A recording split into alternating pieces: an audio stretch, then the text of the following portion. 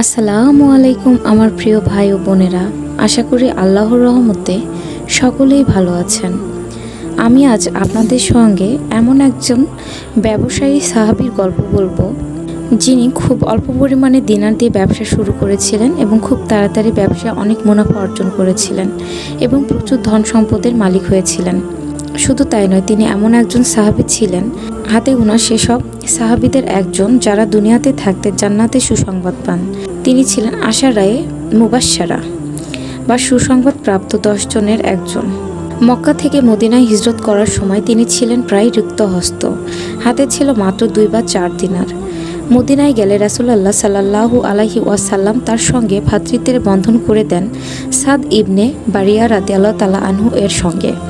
সাদ ইবনে বারিয়া রাদিয়াল্লাহু তাআলা আনহু ছিলেন মদিনার অন্যতম ধনী সাহাবী। তার অনেক জমি জমা ছিল, একাধিক স্ত্রীও ছিল। সাহাবীদের মধ্যে ভ্রাতৃত্বের বন্ধন করা হলে এক একজন সাহাবী তার ভাইকে সব কিছু উজাড় করে দিতে প্রস্তুত ছিলেন।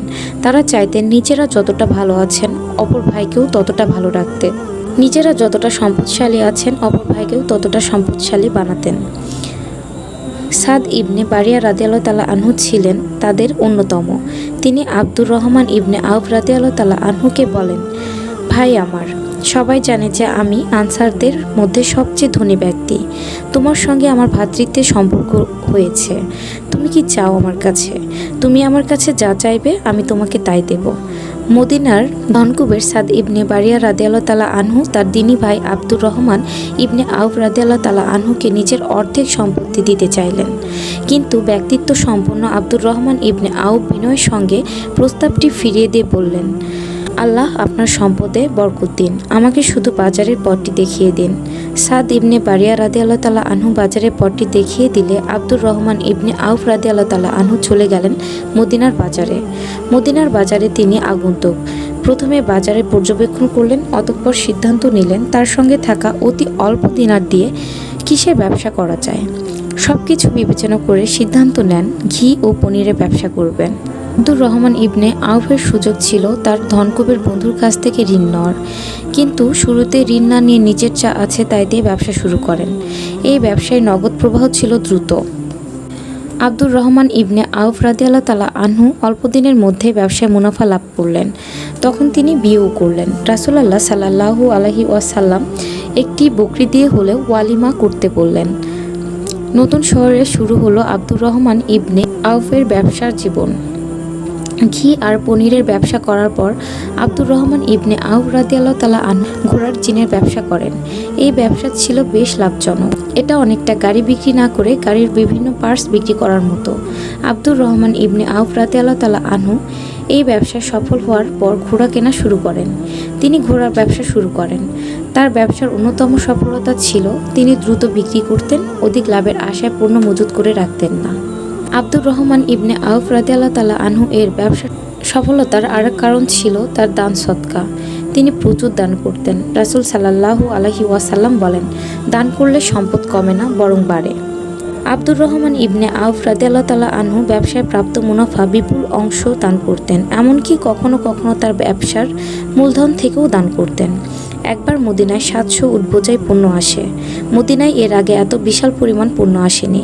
সবাই অবাক হলো। আব্দুর রহমান ইবনে আউফ রাদিয়াল্লাহু তাআলা আনহু চাইলে একচেটিয়া ব্যবসা করতে পারতেন, কিন্তু তিনি 700 উট বোঝাই পণ্য মানুষের মাঝে দান করে দেন।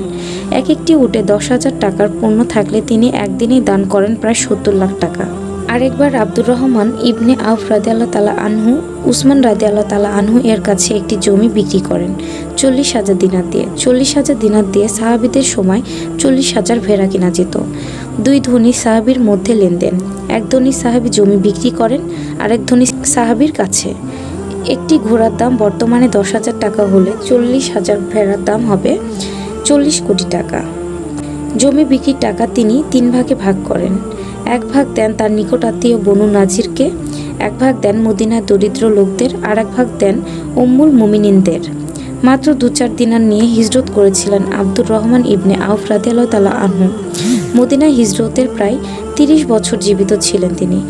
এই 30 বছরে ব্যবসা করে আব্দুর রহমান ইবনে আউফ রাদিয়াল্লাহু তাআলা আনহু আজকের বাজার মূল্যে কয়েকশো কোটি টাকা উপার্জন করেন। আব্দুর রহমান ইবনে আউফ রাদিয়াল্লাহু তাআলা আনহু যখন ইন্তেকাল করেন তখন তার সম্পদের পরিমাণ ছিল এরকম: 100টি উট, 3000 ভেড়া, 100 ঘোড়া, জমিতে পানি দেওয়ার জন্য 20টি উট এবং 19,20,000 দিরহাম রেখে যান, যা দিয়ে 1,60,000 ভেড়া কেনা যেত। 10,000 টাকা ভেড়ার মূল্য ধরলে তার রেখে যাওয়া নগদ অর্থের মূল্য দাঁড়ায় 160 কোটি টাকা। এত সম্পদ উপার্জন করতে গিয়ে আব্দুর রহমান ইবনে আউফ রাদিয়াল্লাহু তাআলা আনহু নামাজ রোজা তো ছেড়েই দেননি, বরং এর পাশাপাশি রাসূলুল্লাহ সাল্লাল্লাহু আলাইহি ওয়াসাল্লামের সঙ্গে প্রায় সব যুদ্ধে অংশ নেন। কোটি টাকার সম্পদ তাকে প্রতারিত করতে পারেনি। যখনই কেউ তার কাছে সহযোগিতা চাইতেন তিনি সহযোগিতা করতেন। এ কারণে দুনিয়াতে থাকতে তিনি জান্নাতের সুসংবাদ পান। এ থেকে আমরা এই শিক্ষা লাভ করি, সৎভাবে সঠিক পন্থায় ব্যবসা এবং আল্লাহর প্রতি আস্থা, নামাজ রোজা সব কিছু পালন করতে পারলে আল্লাহ তাআলা সে ব্যক্তিকে রহমত দিয়ে ভরিয়ে দেন।